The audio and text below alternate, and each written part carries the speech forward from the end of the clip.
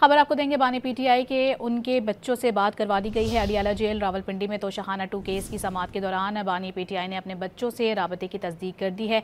मजीद उनकी जानिब से क्या कहा गया है जानेंगे डॉन न्यूज़ के नुमाइंदे ताहिर नसीर से। ताहिर नसीर की तस्दीक कर दी गई है बानी की जानिब से, और इस हवाले से भी खबरें गर्दिश कर रही थी कि वो सियासत में हिस्सा लेना चाह रहे हैं, एहतजाज करना चाह रहे हैं। इस हवाले से भी रब्ता करेंगे, अपने नुमाइंदे से तफसीलात हासिल करेंगे। फिल वक्त ये अहम तरीन खबर जो कि सामने आई है वो ये है कि बानी पीटीआई के उनके बच्चों से बात करवा दी गई है। अडियाला जेल रावलपिंडी में तोशाखाना 2 केस की समाअत के दौरान बानी पीटीआई ने अपने बच्चों से राबते की तस्दीक की है। मजीद उनकी जानिब से क्या कहा गया है जानेंगे डॉन न्यूज़ के नुमाइंदे ताहिर नसीर से। ताहिर नसीर बताएगा उनकी जानिब से मजीद क्या तस्दीक की गई है। ख़ासतौर पर इस हवाले से बताएगा कि सियासत में शमूलियत इख्तियार करने और तहरीक चलाने के हवाले से काफ़ी ज़्यादा खबरें गर्दिश कर रही थी, उनकी जानिब से क्या कहा गया है इस हवाले से?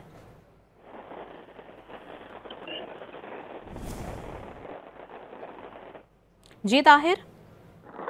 जी बिल्कुल, देखिए आज सेंट्रल जेल अडियाला में तोशाखाना 2 केस की समाअत थी। इस दौरान बुशरा बीबी और बानी पीटीआई को कमरा अदालत में पेश किया गया। तो दौरान समाअत बानी पीटीआई ने अपने बच्चों से बात करवाने की तस्दीक कर दी और बानी पीटीआई ने ये कहा है कि 1.5 घंटे तक टेलीफोनिक गुफ्तगू हुई।